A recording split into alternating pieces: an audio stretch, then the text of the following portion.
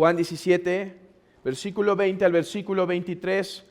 Así dice la palabra inspirada de nuestro Dios. Mas no ruego solamente por estos, sino también por los que han de creer en mí por la palabra de ellos, para que todos sean uno, como tú, oh Padre, en mí y yo en ti, que también ellos sean uno en nosotros, para que el mundo crea que tú me enviaste. La gloria que me diste yo les he dado, para que sean uno, así como nosotros somos uno. Yo en ellos y tú en mí, para que sean perfectos en unidad, para que el mundo conozca que tú me enviaste y que los has amado a ellos como también a mí me has amado.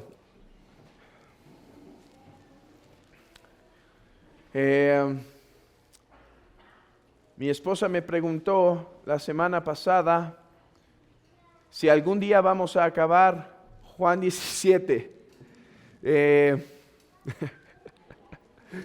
Sí, hermanos, algún día lo vamos a acabar. Les quiero decir que ya estamos más cerca del final de lo que estábamos al principio.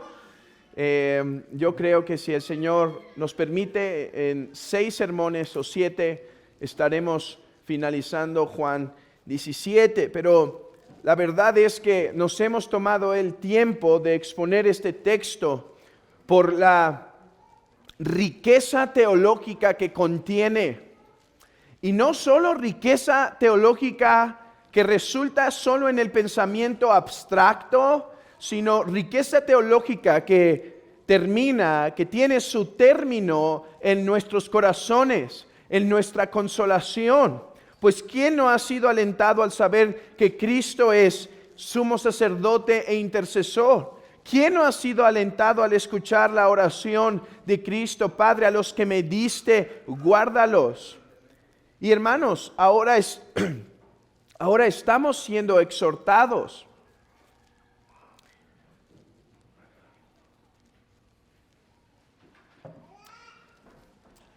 por medio de Juan 17 a guardar la unidad en la iglesia local.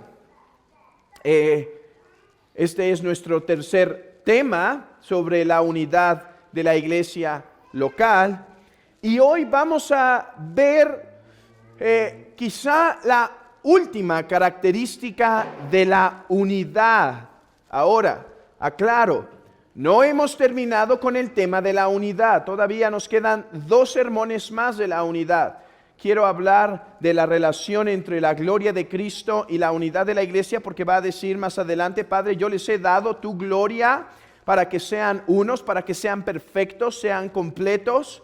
Y 2, vamos a ver otro aspecto de la unidad, que es el propósito o el resultado de la unidad. Padre, que sean uno para que el mundo conozca. Y vamos a ver los beneficios de una iglesia unida, de una iglesia sólida en la unidad. No obstante, aunque nos faltan 2 sermones respecto a la unidad de la iglesia, hoy concluimos con las características de la unidad de la iglesia. Ya hemos visto 2 características, si se quiere ver así, los sermones pasados. Una característica de la unidad de la iglesia es que es una unidad espiritual. La unidad de la iglesia es una unidad espiritual. Esto es, no es generada carnalmente, sino es generada por la obra del Espíritu Santo en nosotros, los cuales, habiendo sido extranjeros a Dios, somos unidos a Cristo y por lo tanto, al estar unidos en Cristo, somos uno con Él y por lo tanto uno con todos los santos. Así que la unidad de la iglesia es en primer lugar una unidad espiritual. Pero hemos visto también que la unidad de la iglesia es una unidad en la verdad. Es una unidad en el Espíritu Santo y es una unidad en la verdad. Por eso vimos que la cruz de Cristo es el centro. Solo aquellos que se reúnen alrededor de la cruz, solo aquellos que se reúnen alrededor de la cruz son uno con la iglesia. De otra manera, no tenemos unidad. No tenemos unidad con los herejes. Recuerden las palabras que vimos. No ruego solamente por esto, sino por los que han de creer en mí. Los que han de creer en mí por la palabra de ellos. O sea, aquellos por los cuales Cristo pide que sean unos son los que creen en la persona y obra de Cristo. Si alguien acepta la persona o si tiene buena teología de la persona, pero no entiende y rechaza la doctrina de la obra de Cristo, o sea, de su cruz suficiente, es uno con el que no existe unidad. La unidad en el Espíritu es una unidad en la verdad. Bueno, hay otro elemento, y hermanos, este elemento es profundo. Hay otro elemento de la unidad, que de hecho si ustedes ven desde el versículo 11, vayan conmigo al versículo 11, se manifiesta. Solo que cuando pasamos por el versículo 11 les dije que íbamos a ignorar esa frase por un momento porque la abordaríamos por completo cuando estuviéramos en el versículo 20 al 23. Vean Juan 17, 11, dice, ya no estoy en el mundo, mas estos están en el mundo, y yo voy a ti, Padre Santo, a los que me has dado, guárdalos en tu nombre para que sean uno, escuchen esto, así como nosotros. El Señor pide que sean uno, pero esta unidad debe caminar o debe intentar conformarse a un patrón. ¿Cuál es ese patrón de unidad que debemos buscar? Dice que sean uno como nosotros. Como nosotros. Versículo 21. La gloria, para que todos sean uno, como tú, oh Padre, en mí y yo en ti, que también ellos sean uno en nosotros, para que el mundo crea que tú me enviaste. Es claro el texto, para que sean uno, así como Padre, nosotros somos uno. Versículo 22. Para que sean uno, dice, la gloria que me diste yo les he dado para que sean uno, así como nosotros somos uno. Ese es el versículo 22, sí. Entonces, Juan presenta un patrón de unidad por el cual Cristo ora. La unidad en la iglesia local no es cualquier tipo de unidad. Es una unidad que debe buscar conformarse a la unidad que existe entre el Padre y el Hijo. En otras palabras, la unidad entre Jesús y el Padre es el patrón de unidad entre los creyentes. Ahora, la declaración que acabo de hacer es peligrosa si la dejamos sin cualificación. La frase que acabo de decir es que la unidad entre Jesús y el Padre es el patrón entre la unidad que debe haber entre los creyentes. Es peligrosa si no hacemos varias aclaraciones. Y es que en varios errores se han caído por no hacer estas aclaraciones. Así que antes de entender esta frase o para entender correctamente esta frase, tenemos que lidiar con algo de teología. Tenemos que lidiar con alguna distinción de conceptos. Esa era la frase favorita de uno de los teólogos reformados escolásticos más importantes. Se llama Francis Turretin y él decía, nosotros distinguimos. Por ejemplo, preguntaba, ¿es Jesús Dios y hombre pero como las sustancias o las naturalezas combinadas, no, nosotros distinguimos. Y es su frase favorita, y es una frase muy importante. Lo que quiere decir es, uno de los elementos más importantes para la correcta teología es distinguir conceptos. Por lo tanto, hermanos, hoy nos encontramos en la necesidad para entender esta frase, que sean uno así como nosotros, Padre, somos uno. Es necesario que lidiemos con algo de teología. ¿Y qué es? ¿Y cuál es el concepto que debemos entender o en el cual debemos profundizar? Es, ¿en qué sentido Jesucristo es uno con el Padre? Porque esa es la analogía, ¿verdad? Dice, Padre, que sean uno como nosotros somos uno. A ver, ¿cómo es Jesucristo y el Padre uno? Porque esa unidad que el Padre y el Hijo tienen es la unidad que nosotros debemos buscar seguir, a la cual debemos buscar conformarnos. ¿Cuál es esa unidad?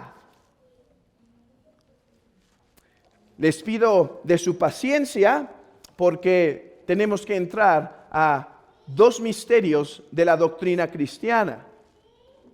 Porque cuando pensamos en la unidad de Jesucristo con el Padre, debemos saber que en Jesucristo hay al menos dos unidades con el Padre, dos relaciones de unidad, si se quiere ver así.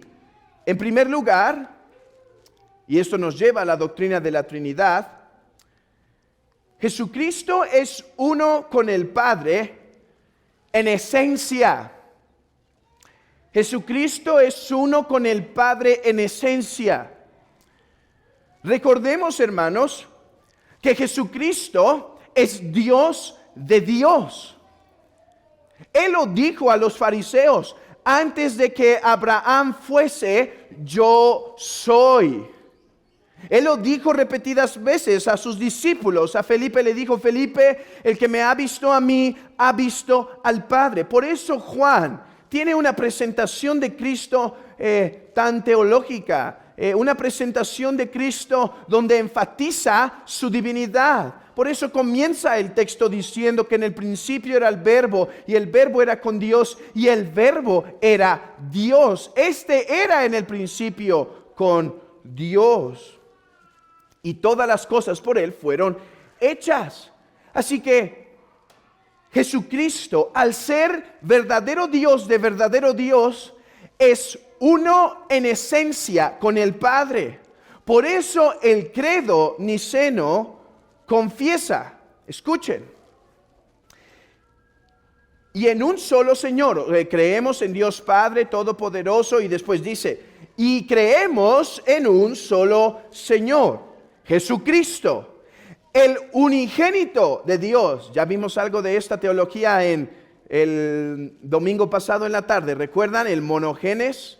El unigénito de Dios, engendrado del Padre antes de todos los siglos. Ya no es extraña esta teología para ustedes. Luz de luz, luz de luz, Dios verdadero de Dios verdadero, engendrado, no creado, contrario a arrio. Aquí viene, consubstancial con el Padre. Esta es la palabra clave tanto en latín como en griego y en español. Consubstancial, de la misma esencia. Arrio decía que el Padre creó a Jesucristo ex nihilo, o sea, de la nada. O sea que la esencia del Hijo se deriva de la nada.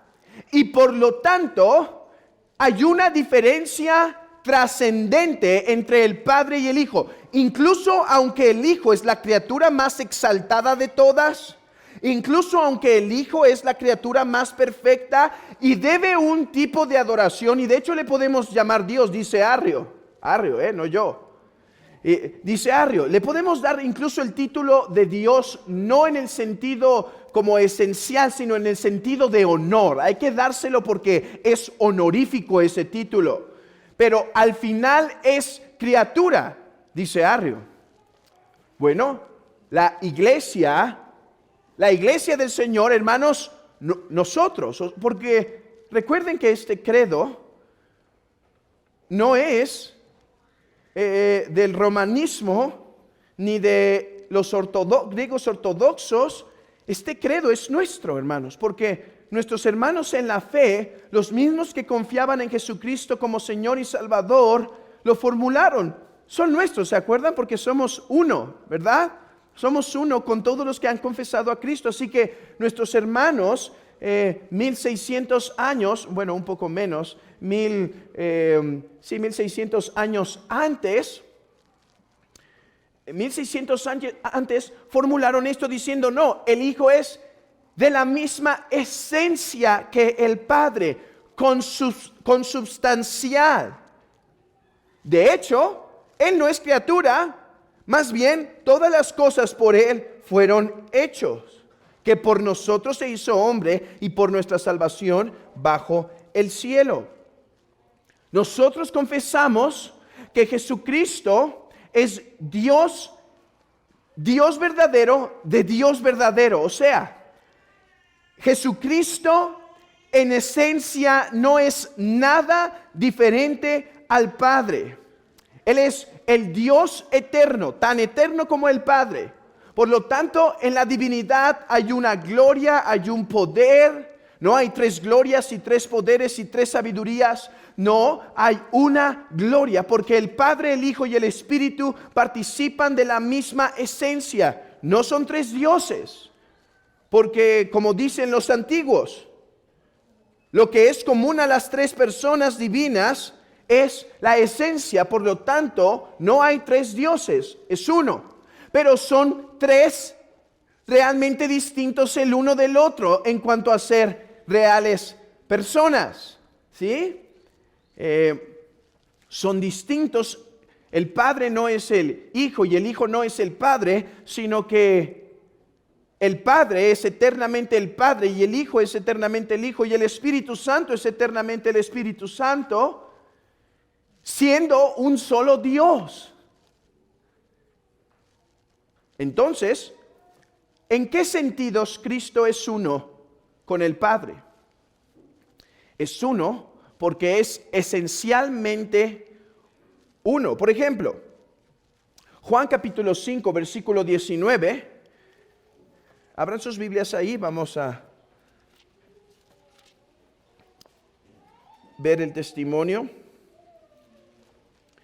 Juan 5, 19 dice: Respondió entonces Jesús y les dijo: de cierto os digo, no puede el Hijo hacer nada por sí mismo, sino lo que ve hacer el Padre, porque todo lo que el Padre hace, también hace el Hijo igualmente. Este texto fue clave en la formulación del credo niceno. ¿Por qué? Porque si hay el mismo poder o la misma fuerza, esto manifiesta que el Padre y el Hijo son de la misma esencia. Por eso dice, todo lo que el Padre hace, también lo hace el Hijo. ¿Qué ha hecho el Padre? El Padre ha creado de la nada, también el Hijo. ¿Qué hace el Padre? Salva, también el Hijo. Toda obra que el Padre ha hecho, el Hijo hace. Manifestando entonces que el Hijo es de la misma esencia que el Padre. Además, vemos este testimonio en las Escrituras de que el Hijo es de la misma esencia del Padre en otro texto en Juan, cuando dice en el capítulo 1, versículo 18: a Dios nadie le vio jamás. El unigénito Hijo, o como algunos manuscritos dicen, el unigénito Dios, que está en el seno del Padre, Él le ha dado a conocer. Al ser eternamente engendrado de la misma esencia del Padre, el Hijo habita en su seno. Déjenme darles una palabra un poco rimbombante, pero muy importante en la teología. Hermanos, evito estar diciendo palabras rimbombantes, excepto cuando es útil y necesario para su teología y mi teología. Y la palabra es perichoresis. La palabra es perichoresis. Esta palabra fue usada por los padres de la iglesia para decir que hay tal unidad en el Padre y en el Hijo que hay una habitación mutua, porque el Hijo mora en el seno del Padre.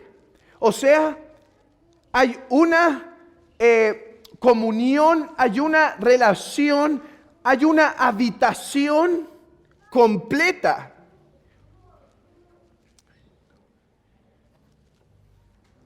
En donde ambas personas, al ser una esencia, habitan en una unión indivisible, inquebrantable, indisoluble por la eternidad de eternidades.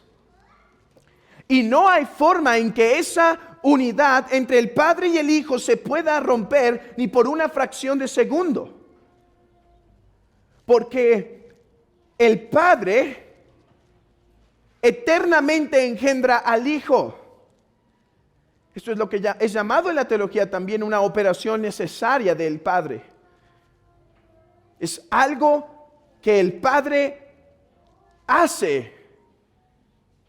Y por lo tanto, no puede al Padre ser inmutable, no hay un momento en que el Hijo pueda cesar de ser o que el Hijo pueda dejar de estar en el Padre. Hay una mutua habitación.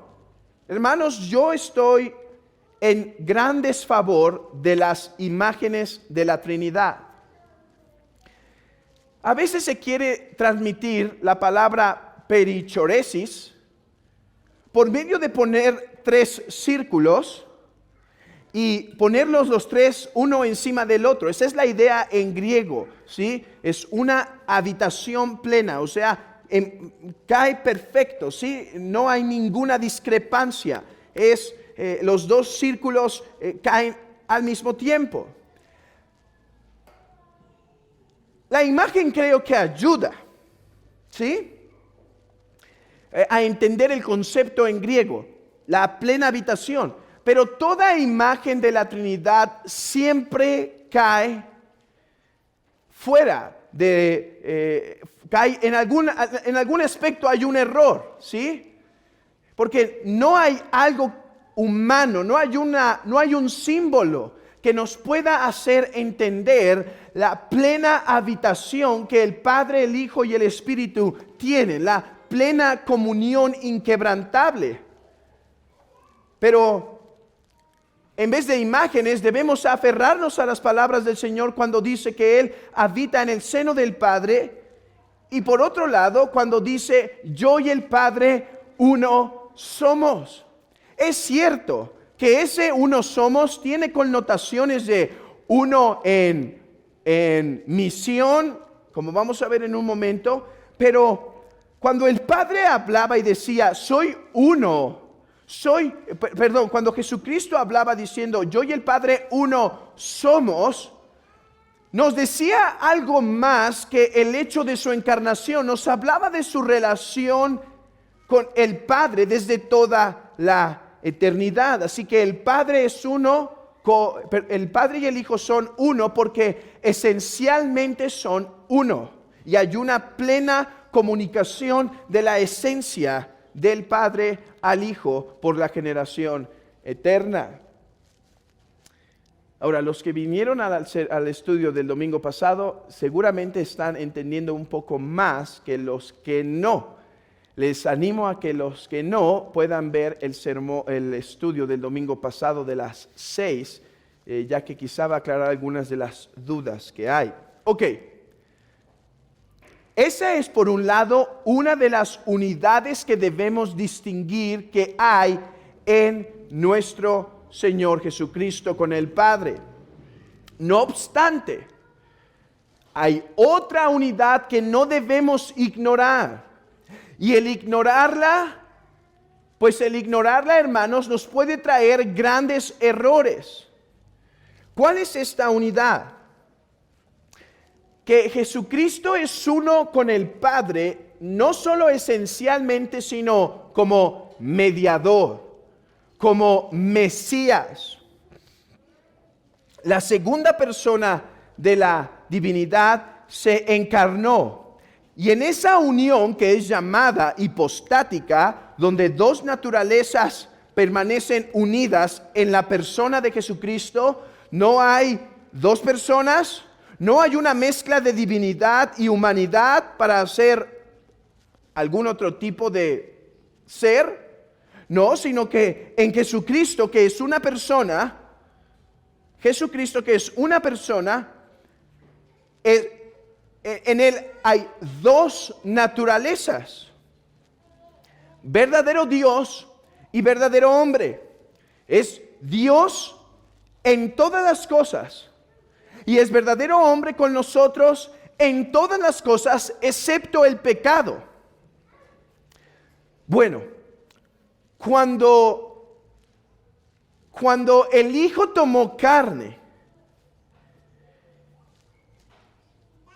mantiene una unidad esencial con el Padre como Mesías.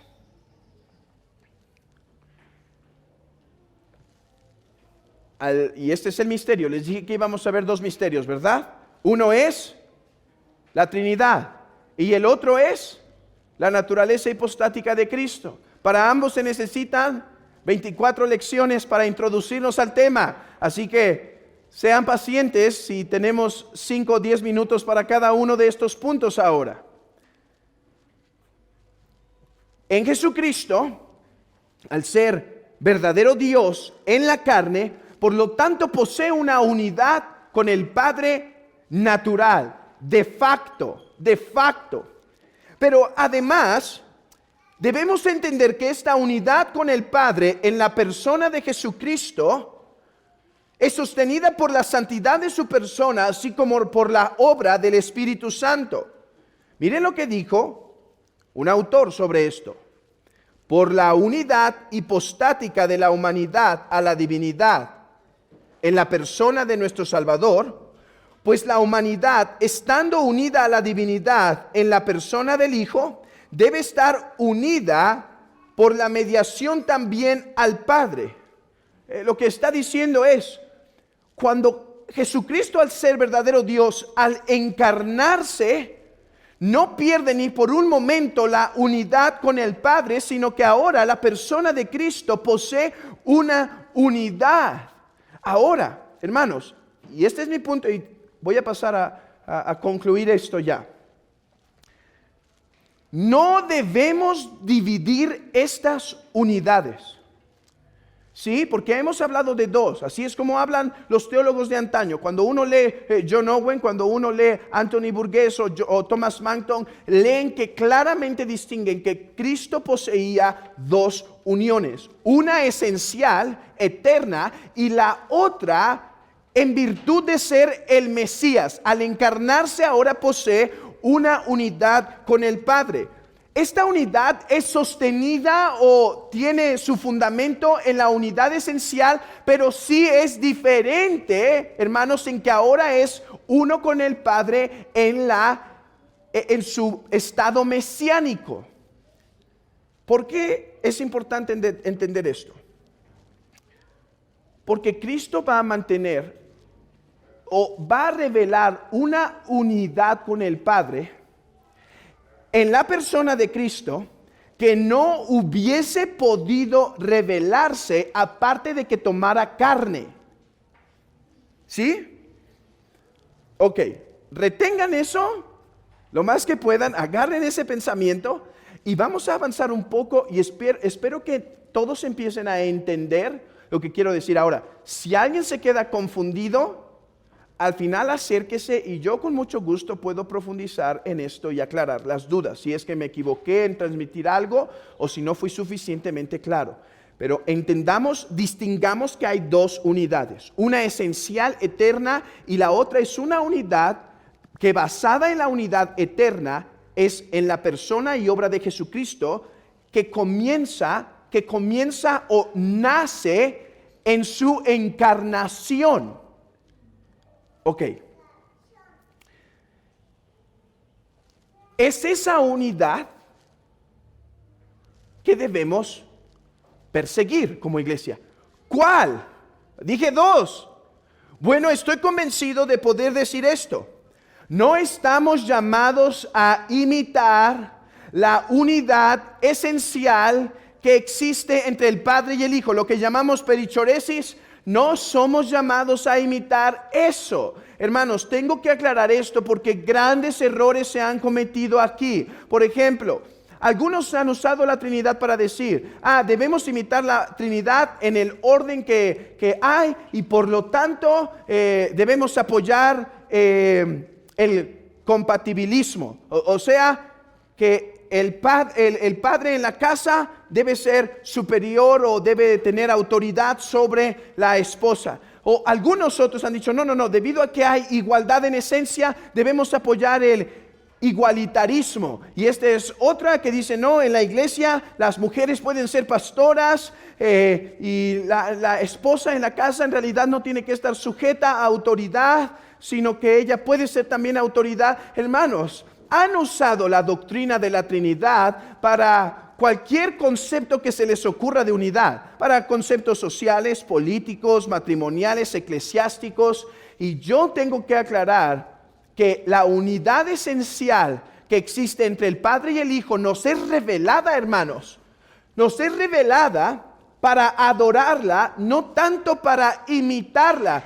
Hermanos, a veces en un sermón, por ejemplo, en el sermón pasado, en el estudio pasado, hablamos de la doctrina de la Trinidad y algunos pueden estar esperando, bueno, sí, ¿y cuál es lo práctico? Dame mi ABC de lo que tengo o no tengo que hacer a la luz de la generación eterna del Hijo. Hermanos, la aplicación no siempre es un ¿qué tengo que hacer? Muchas veces la aplicación en la iglesia termina con, hermanos, adoremos con mayor entendimiento. Hermanos, presentemos este asombro a nuestro Dios y alabémoslo. Bueno, cuando vemos la unidad esencial entre el Padre y el Hijo y el Espíritu Santo, lo que llamamos la perichoresis, debemos entender que nuestro llamamiento aquí es adorar lo incomprensible. Adoramos, como leía en un comentario de un autor respecto a la doctrina de la Trinidad, dice, adoramos la luz en las tinieblas. ¿Por qué? Ok, ya nos es revelado algo, pero hermanos, no nos pone fuera de nosotros cada vez que intentamos hablar de la doctrina de la Trinidad. Bueno, y en esa incomprensión de la doctrina adoramos a nuestro Dios. No dejando nuestra razón de lado, sino usando nuestra razón y comprendiendo lo incomprensible que es. Así que aclaro que no pienso que cuando Cristo dice que sean uno como yo soy uno contigo, Padre, no creo que nos está llamando a imitar la unidad esencial del Padre. Algo que es imposible. Algo que es imposible. La unidad más bien que nos está llamando a imitar es la unidad que Jesucristo tuvo con el Padre en virtud de ser Mesías Salvador. De hecho, vayan al texto conmigo un momento. Regresen a sus Biblias en Juan 17, versículo 20. Juan 17, versículo 20.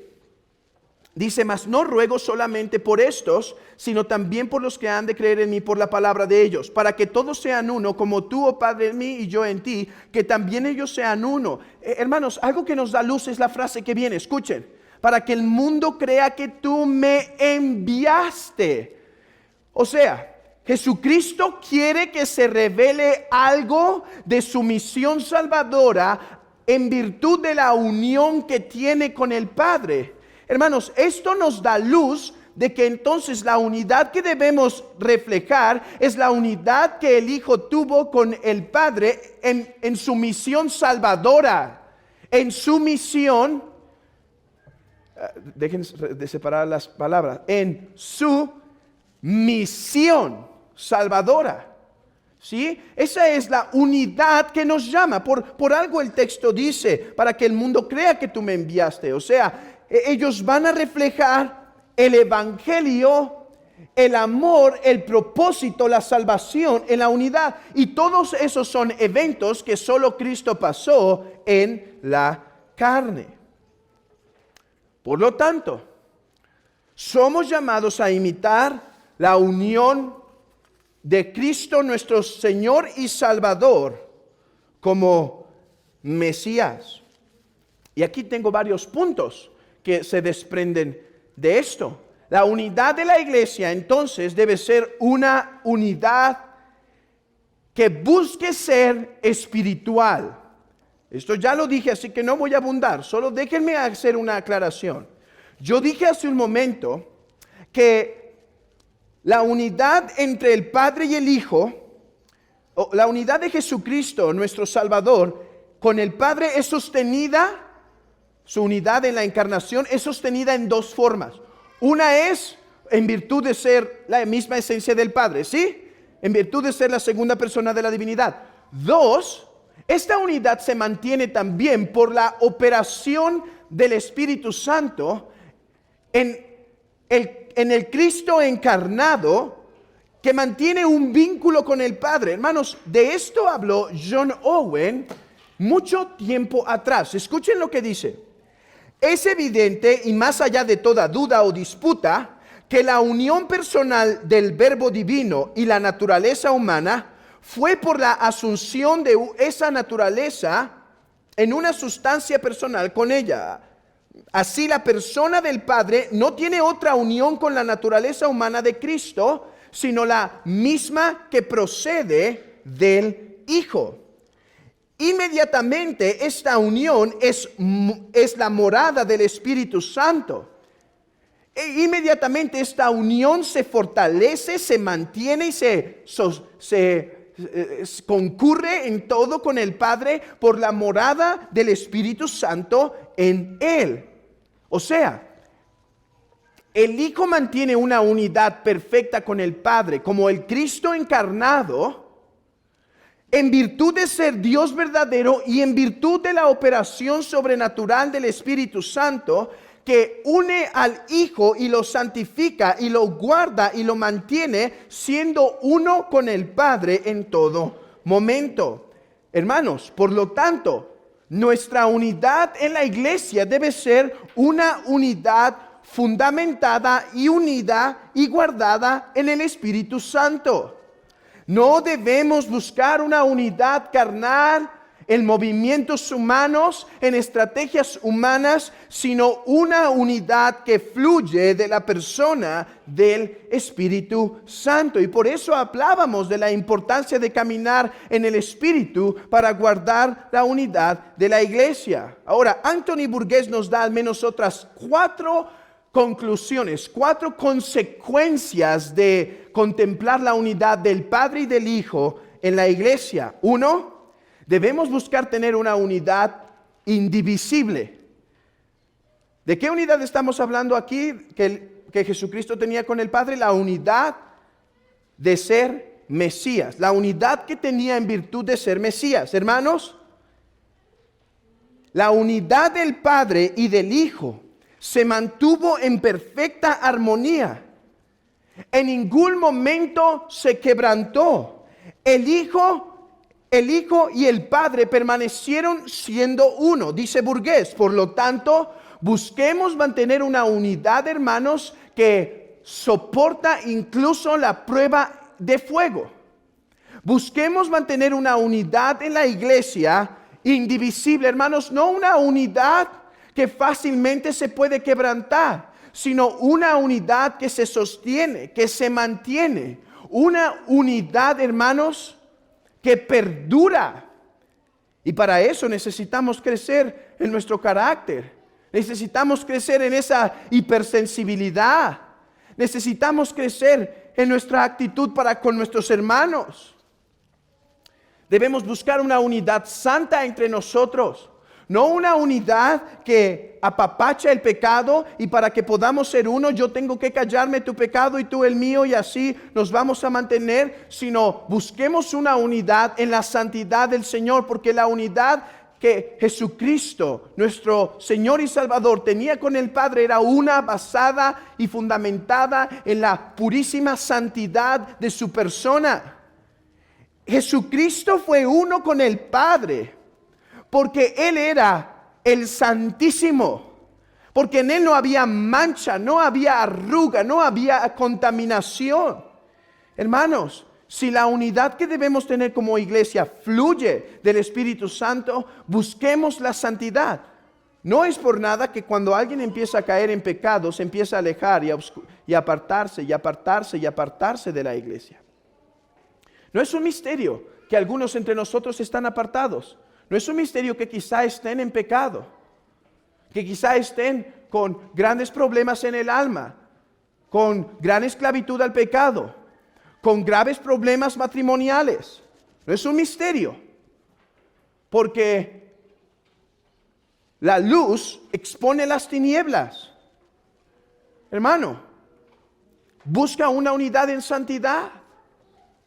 Al andar tú en santidad, mantendrás una unión con el cuerpo de Cristo. 4.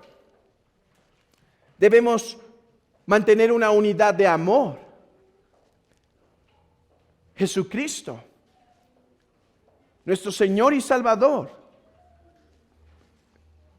era uno con el Padre porque el Padre amaba al Hijo y el Hijo amaba al Padre.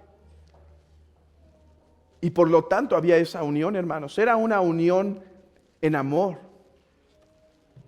Claro, recuerden que estamos hablando de la unidad en virtud de que Jesucristo es Mesías y Salvador. Porque hay un amor que el Hijo y el Padre han gozado, que Cristo goza en virtud de ser uno con el Padre esencialmente.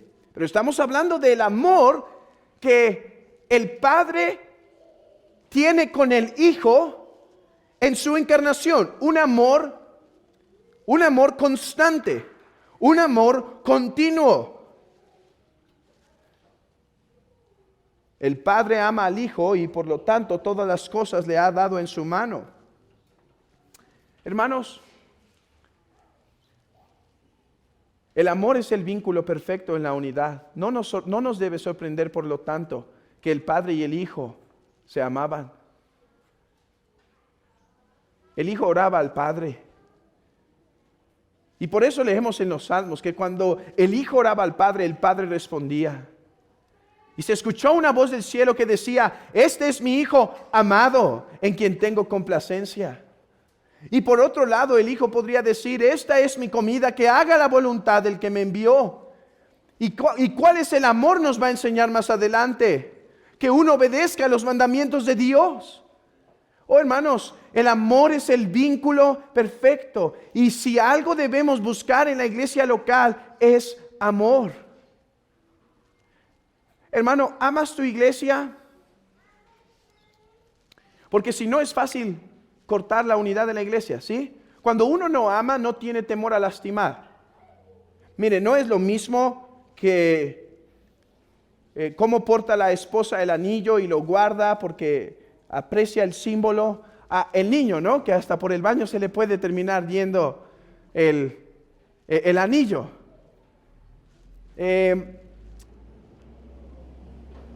Cuando alguien ama la iglesia,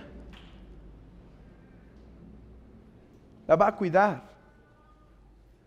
Hermano, ¿amas la iglesia? Si no, teme, porque fácilmente la puedes dañar. No vas a cuidar lo que no amas. Lo vas a lastimar sin ningún problema.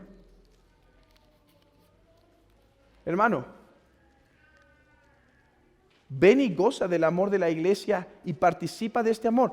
Es espiritual, esto no es carnal.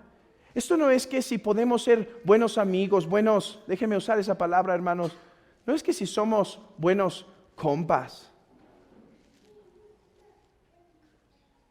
Hermanos, me temo que la unidad entre nosotros, podría ser una unidad demasiado carnal. Una unidad no fundada y no producida por el Espíritu Santo, no producida por la palabra, no producida por la alabanza, no producida por el amor juntos, sino simplemente tenemos gustos comunes. ¿Saben que eso es triste? Hermanos, debemos buscar una unidad espiritual entre nosotros.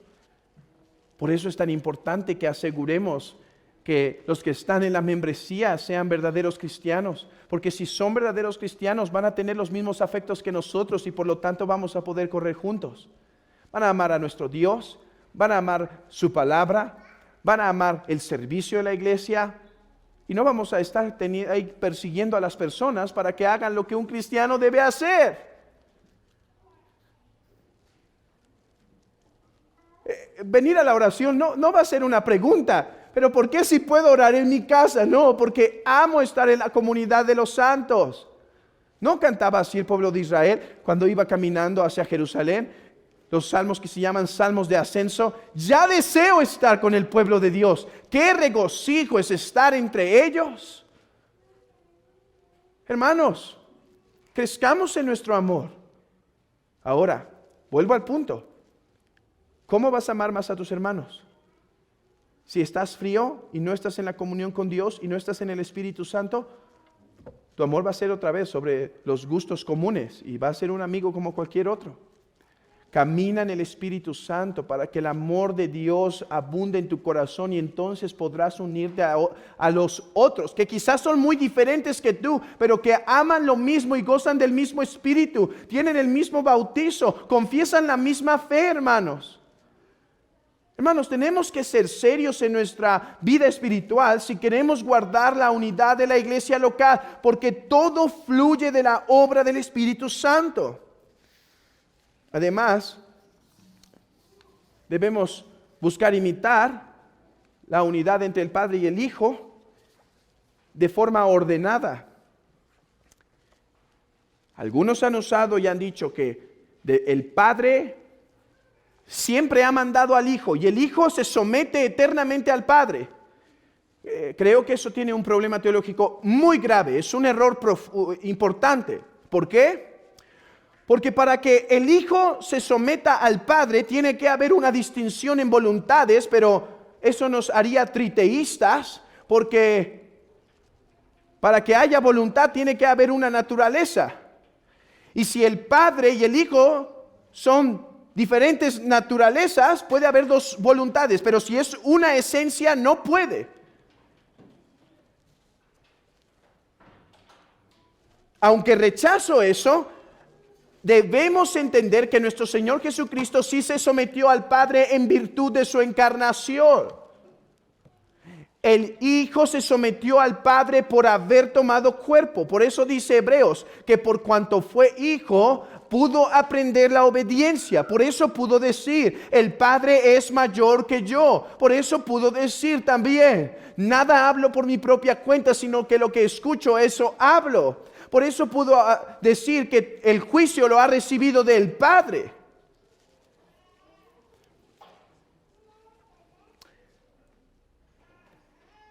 Y en eso, hermanos, debemos aprender a someternos en la iglesia. Hay un orden.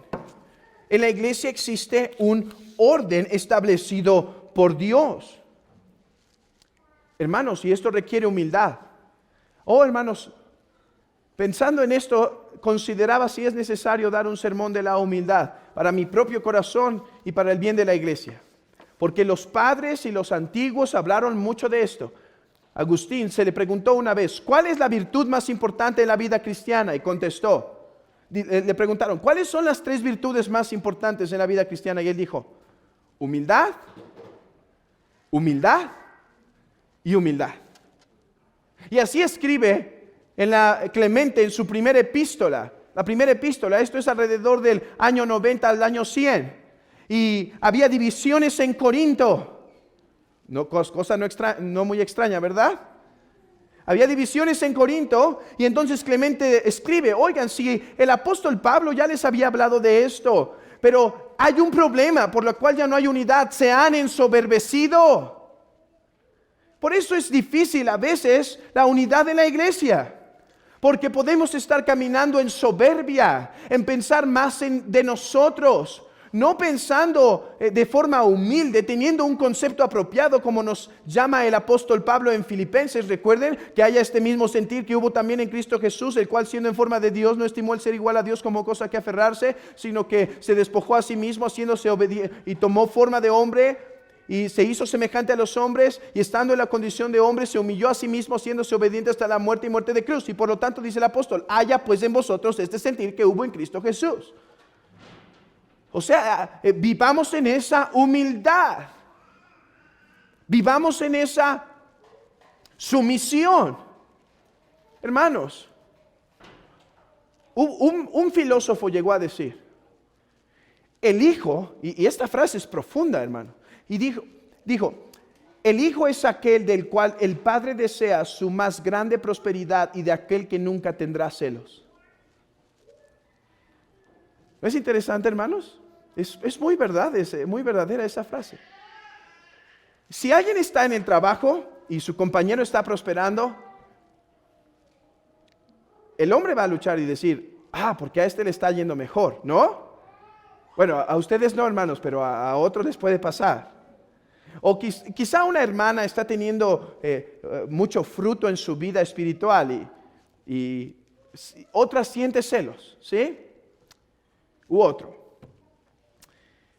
Pero dice este filósofo, el hijo es el único en la tierra del cual al verlo prosperar uno no siente celos e incluso quiere que le vaya mejor. Imaginen esa misma empresa, que el que está prosperando y yendo muy arriba es el hijo. Regularmente el padre va a decir, qué bueno, que él se haga rico mientras yo me hago pobre. ¿No? Hermanos, he escuchado hermanos decir eso, que le están batallando, pero apoyan a los hijos y apoyan a los hijos porque quieren verlos prosperar. Hermanos, ¿no debería haber ese sentir entre nosotros? No pisando a los hermanos y mordiéndonos unos a otros para que yo sea el que prospere, yo sea el que reluzca, yo sea el que tenga victoria, sino buscando poner nuestro hombro para que nuestro hermano sea el que crezca y el que madure y el que continúe creciendo. Hermanos, imitemos este precioso orden que hubo entre el Padre y el Hijo, a la luz de la encarnación. Miren lo que dice Clemente. ¿Veis, queridos hermanos, cuál es el ejemplo que nos ha sido dado? Porque si el Señor era humilde de corazón de esta manera, ¿qué deberíamos hacer nosotros que por Él hemos sido puestos bajo el yugo de su gracia? Hermanos, este punto tiene muchos aspectos, ¿sí? Esto debe bajar los humos a aquel que se siente muy grande, tan grande como para saludar a los pequeños. Y esto debe quitar también a otros la hipersensibilidad de hacerlos sentir que es digno de ser saludado por todos. Hermanos, es que uno se entera de a veces las quejas del corazón, y es que uno no me saludó. Hermanos, pero si viviéramos en este amor y en esta humildad, esas pequeñeces vivirían entre nosotros. Claro, deberían ayudar a aquel que se cree demasiado como para saludar, ¿no? Deberían ayudar esta exhortación para que busquemos ser amables y que nuestra gentileza se muestre con todos. No obstante, hermanos, ¿cuánto ayudaría a la iglesia local que caminásemos todos en humildad, sometiéndonos unos a otros, como dice el apóstol Pablo en Efesios capítulo 5, versículo 20 y 21? Ok, termino con esto. Pero sobre todo la unidad que nos manda imitar nuestro Señor Jesucristo es la unidad que tuvo con el Padre en misión y propósito. El Padre envió al Hijo y el Hijo se sometió a todo. El Padre envió al Hijo para lograr nuestra salvación y el Hijo se sometió a todo. Incluso cuando el Hijo veía venir la tormenta, dijo: Padre, si es posible, pasa de mí esta copa, pero Padre, que se haga tu voluntad y no mi voluntad. Padre, yo me someto a ti, yo guardo la unidad. Padre, lo que tú has mandado, que así sea hecho, hermanos. Que imitemos la unidad del Padre y del Hijo en propósito y misión. Que seamos un cuerpo como iglesia y no medio cuerpo o media pierna o el tórax nada más. Hermanos, ¿cuánto nos falta crecer como en esto? Porque todavía son muy pocos los que están en las trincheras. Todavía son pocos los que están en las trincheras. La mies es mucha y los obreros pocos. Hermanos, nuestra unidad en la iglesia es la unidad que el Padre y el Hijo poseen a luz de la encarnación de Cristo. Pero es la unidad que nos da el Espíritu Santo. Es esa misma unidad que nuestro Señor Jesucristo gozaba por el Espíritu Santo. Hermanos, debemos buscar seguir el mismo propósito que Cristo puso en su iglesia. Ir y hacer misiones. Ir y predicar el Evangelio. Servirnos unos a otros. Amarnos unos a otros. Vivir unos con otros, hermanos, en comunión, en armonía, en amor. Hermanos, hermano, ¿eres uno con la iglesia en propósito? Tú dirás, sí, hermano, porque aunque no puedo estar saliendo por causa de mis pequeños, de mis niños, mi corazón está con la iglesia y mi oración está con la iglesia cuando ellos están saliendo. Gracias a Dios por esa unidad. Sirve en los otros lugares que sí puedes. Si en eso no puedes, sirve en los otros lugares y sé uno en misión y propósito con la iglesia. Pero hermano, ¿puedes? Y sin embargo no participas en la iglesia. ¿Por qué piensas que eres uno en propósito y misión? Tú dirás, no, pero yo hago mis cositas. Sí, ahí está el problema, ¿no? ¿No está el problema ahí? Hermano, tengo que terminar. Pero hay muchas cosas que decir todavía. Pero déjame terminar con un llamado a la examinación. Diciendo, hermano, ¿eres uno con tu iglesia? ¿Estás buscando mantener una unidad en el espíritu? Porque hay todavía luchas en la carne y todavía va a haber celos y rencillas y peleas y molestias que puedo tener con el hermano. ¿Estás caminando en el espíritu para poder vivir en paz y armonía y amor entre los hermanos? Hermano, ¿buscas mantener una unidad indivisible en la iglesia? ¿O cualquier cosa te puede hacer romper? ¿Es tu unidad un pacto con tu iglesia? ¿Es una que dice, Señor, si tu providencia lo manda, me voy y tendré que buscar otra iglesia, pero mientras pueda, he hecho un pacto de servir con estos hermanos y llegar con ellos a Sion? Hermano, ¿estás guardando la unidad de forma indivisible cuando soportas las quejas, cuando soportas quizá las ofensas? ¿O estás haciendo de cualquier pequeña cosita un gran incendio? ¿Guardas tu boca para que no haya fracciones? ¿Y guardas una unión indivisible? Hermanos, ¿somos de aquellos que ponemos guarda a la boca? ¿No dice así la palabra? Señor, he puesto guarda a mi boca. Porque recuerden que la boca es como, ¿no nos enseñó nuestro hermano Irán? Es como un pequeño timón que es difícil de domar. ¿Sí? ¿Guardas una unión indivisible?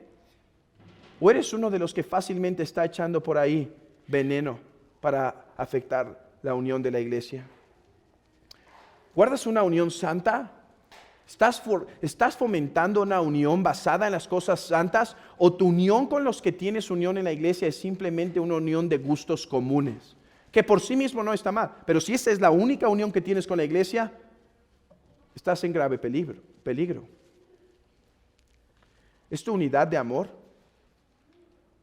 Y por favor no me digas que amas la iglesia solo porque dices que lo sientes. Pregúntale si una esposa puede vivir 50 años simplemente con el esposo en China y ella aquí y diciéndole por teléfono, te amo. Sí, es amor. Hermano, ¿buscas la unidad de la iglesia? Hermano, si no, arrepiéntete. Porque desprecias el cuerpo de Cristo. Es muy grave el pecado de no estar amando a la iglesia. Todos necesitamos crecer. No digo que no. En cada uno de estos puntos todos necesitamos crecer. Pero si en ti hay claras evidencias de que estás más bien que guardando la unidad, caminando hacia una fractura, arrepiéntete.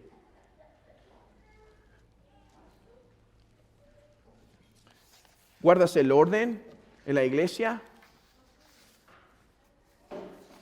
¿Y mantienes el mismo propósito?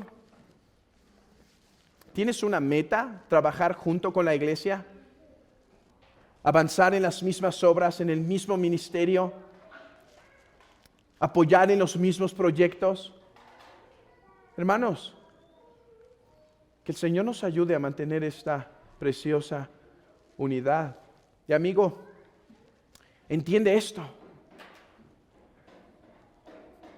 que el Padre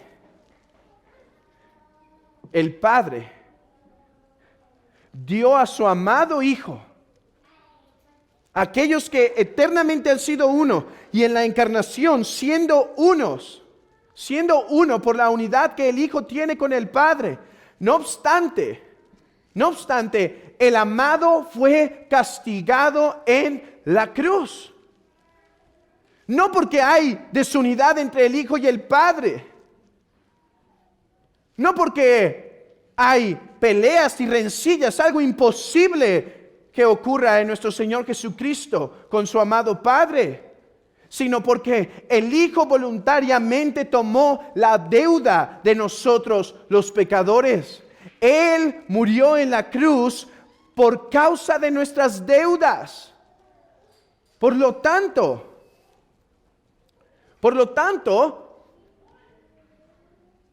nosotros podemos tener perdón de pecados. Ese es el gran misterio de la cruz. Hermanos, que esa preciosa unidad nos exhorte y nos mueva a vivir en la unidad de la iglesia local. Amén.